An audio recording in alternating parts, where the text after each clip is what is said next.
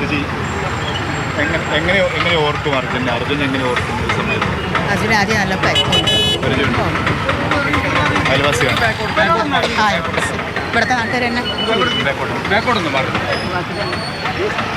അർജുനെ കാണാൻ പറ്റിയതാണോ? അതെ, അർജുനെ കാണാൻ പറ്റിയത്. ഞങ്ങളൊക്കെ അയൽവാസികളാണ് അർജുൻ്റെ. അപ്പോൾ ഞങ്ങൾ 72 ദിവസമായിട്ട് ഞങ്ങൾ കാത്തിരിക്കുകയാണ്. ഇന്ന് അതിനൊരു വിരാമം വരികയാണ്. ചെറുപ്പകാലം മുതലേ കാണുന്നതാണ്. അങ്ങനെ കാണാറില്ലെങ്കിലും ഇപ്പോൾ ഈ 72 ദിവസമായിട്ട് അർജുൻ ഞങ്ങളേതാണ്. കുറെ കാലത്തെ കാത്തിരിപ്പ്, 2 മാസത്തിലധികമുള്ള കാത്തിരിപ്പ് അല്ലേ? അതെ, കാത്തിരിക്കും. മധു, ഈ രീതിയിലാണ് സ്ത്രീകളുണ്ട്, നാട്ടുകാരുൾപ്പെടെയുള്ളവരുണ്ട്, കുട്ടികളുണ്ട്. അവർക്കൊക്കെ അർജുനെ അറിയുന്ന ആളുകളുണ്ട്, നേരത്തെ ചെറുപ്പം മുതലേ പരിചയമുള്ള ആളുകളുണ്ട്.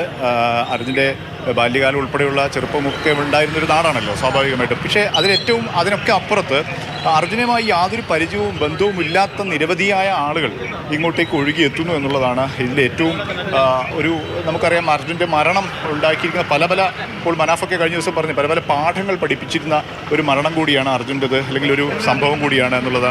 അതിൽപ്പെട്ട ഒരു പ്രധാനപ്പെട്ട ഒരു പാഠമാണ് ഈ രീതിയിൽ മനുഷ്യർക്ക് മുൻപരിചയമോ അല്ലെങ്കിൽ അത്തരത്തിലുള്ള അറിവോ ഒന്നുമില്ലാത്ത ആളുകളെ ഇങ്ങനെ പരസ്പരം സ്നേഹിക്കാനും ഇങ്ങനെ അവരെ നെഞ്ചോട് ചേർത്ത് നിർത്താനും ഒക്കെ കഴിയും എന്നുള്ളത്.